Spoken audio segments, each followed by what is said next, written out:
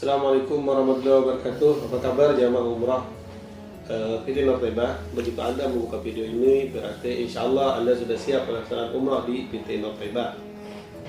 Agar umrah kita benar dan sah, itu ada 3 hal dasar yang harus kita mengerti dan harus dilaksanakan dengan benar. Yaitu pertama syarat umrah, wajib umrah, dan rukun umrah. Apa itu syarat umrah? Syarat umrah adalah keadaan atau kondisi yang melekat dan harus dipenuhi oleh orang yang mau melaksanakan ibadah umrah. Syarat tersebut terdiri dari 5 kondisi. Tanpa terpenuhi kondisi tersebut, maka ibadah umrah yang dilaksanakan tidak akan sah. Nah, kelima kondisi tersebut adalah: pertama, Islam. Orang tersebut harus beragama Islam. Apabila orang kafir melaksanakan umrah, maka umrahnya tidak sah. Kemudian yang kedua, balik atau dewasa. Anak kecil yang belum balik itu tidak disyariatkan melaksanakan ibadah umrah, meskipun umrahnya sah jika dia sudah mumayyiz atau bisa membedakan yang mana yang baik dan yang mana yang buruk. Kemudian orang tersebut harus akil atau berakal sehat. Orang yang mengalami gangguan jiwa itu tidak sah umrahnya. Kemudian merdeka, hamba sahaya atau budak itu tidak diperintahkan melaksanakan ibadah umrah, karena umrah memerlukan waktu yang panjang sehingga kepentingan tuannya akan terabaikan. Kecuali dia dimerdekakan oleh tuannya, nah baru bisa. Dan ini memang sudah tidak ada lagi ya saat ini. Kemudian istita'ah atau mampu, syarat kelima. Nah, orang yang melaksanakan umrah itu harus memiliki kemampuan. Pertama dari segi fisik, sehat jasmani rohani. Kemudian hartanya cukup atau misalnya dicukupkan oleh orang lain yang membantu. Kemudian keamanan, jadi misalnya terjadi gangguan keamanan baik di negeri sendiri ataupun di Mekah, Madinah tempat kita beribadah. Kalau tidak aman juga tidak sah umrah kita. Kemudian ada dari segi kemampuan, dari segi keilmuan. Nah, salah satunya kita mengikuti manasik digital ini adalah untuk mempunyai ilmu. Nah, apabila sudah terpenuhi kelima syarat tadi, maka insya Allah umrahnya akan sah dengan mengikuti yang lainnya. Hal berikutnya yang harus kita ketahui adalah wajib umrah. Nah, wajib umrah ini adalah suatu hal yang harus dilaksanakan dalam ibadah umrah. Namun jika kita tidak kerjakan, umrahnya tetap sah, tetapi harus membayarkan. Apa saja wajib umrah itu? Ada 2 macam. Pertama, ihram dari miqat. Jadi setiap kali melaksanakan umrah, maka sebelum kita berniat, kita harus memakai pakaian ihram dan berada di miqat. Apabila kita tidak memakai pakaian ihram dan juga berniat tidak di miqat, maka itu akan melanggar wajib umrah. Nah, pakaian ihram bagi laki-laki itu mengenakan 2 helai kain masing-masing untuk sarung dan selendang. Kemudian untuk perempuan itu berpakaian biasa dengan tertutup aurat seluruh badan kecuali muka dan telapak tangan. Dan pakaian ihram ini disunatkan berwarna putih.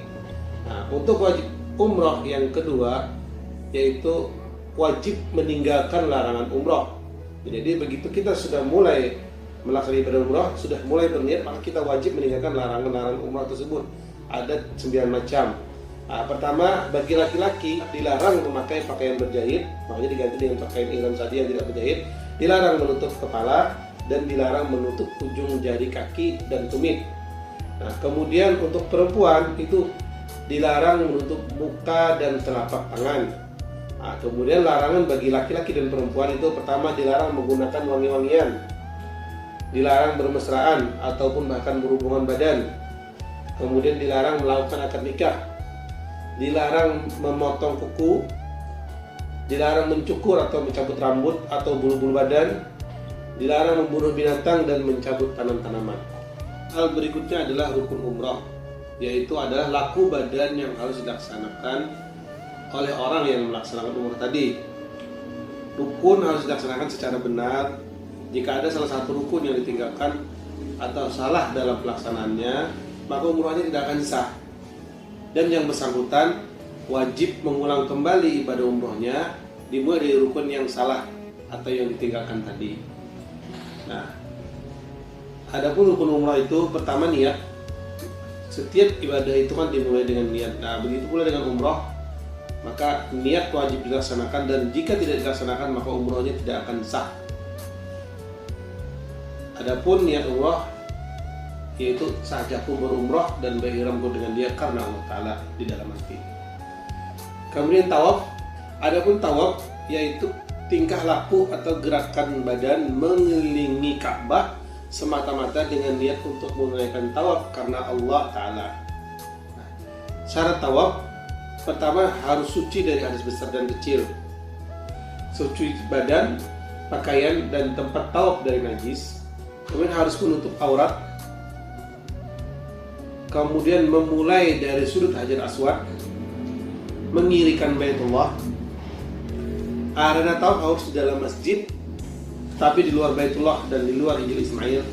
Jadi saat tawaf tidak boleh menyentuh Baitullah, tidak boleh menyentuh Hijr Ismail. Nah, kemudian tidak melakukan sesuatu yang dianggap sebagai kehendak mengurungkan tawaf, atau melakukan sesuatu di luar kegiatan tawaf. Tawafus syarif. Kemudian rukun tawaf yaitu niat dilakukan ketika berada searah tepat dengan Hajar Aswad di awal tawaf. Niat ini wajib ketika kita melakukan tawaf sunat. Nah, tapi kalau kita melaksanakan umrah itu niatnya tidak wajib karena kita sudah berniat umrah dan tawaf adalah bagian dari umrah. Kemudian rukun yang kedua itu bergerak mengitari Baitullah. Kemudian harus sebanyak 7 kali dengan yakin. Jadi kita harus menghitung sendiri supaya kita yakin. Kemudian rukun berikutnya itu sa'i. Sa'i itu adalah berjalan dari Syafa dan Marwah, dilakukan genap dan sempurna bilangan sebanyak 7 kali perjalanan bolak-balik. Syarat sa'i. Syarat sa'i itu harus memulai dari Bukit Safa untuk hitungan ganjil, kemudian dimulai dari Bukit Marwah untuk hitungan genap. Dilaksanakan sesudah melaksanakan tawaf. Kemudian rukun sa'i menempuh seluruh jarak di antara gundukan Safa dan Marwah, jangan kurang, kemudian harus sebanyak 7 kali. Nah, rukun berikutnya itu tahallul atau cukur rambut. Itu bagi orang yang berumrah itu boleh bertahallul setelah rukun sebelumnya terlewati, yaitu sudah berniat, telah selesai tawaf dan telah selesai sa'i, baru boleh melakukan cukur. Karena bertahallul ini salah satu juga untuk menghalalkan atau membatalkan menyelesaikan umrah.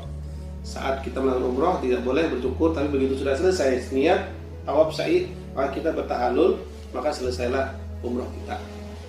Nah, kemudian rukun yang kelima yaitu tertib. Artinya keempat rukun di atas harus berurutan, dari niat baru tawaf, baru sa'i, baru cukur. Tidak boleh tertukar urutannya. Nah, setelah tertib maka selesailah umrah kita. Setelah kita bercukur dan tertib dari gerakan kegiatan dari 1 sampai 4. Nah, rukun keempat cukur, yang kelima tertib artinya berurutan, maka selesailah sudah umrah kita. Maka larangan umrah yang ada 9 macam tadi juga sudah boleh dilaksanakan dan kita sudah selesai melaksanakan umrah. Terima kasih, semoga bermanfaat. Assalamualaikum warahmatullahi wabarakatuh.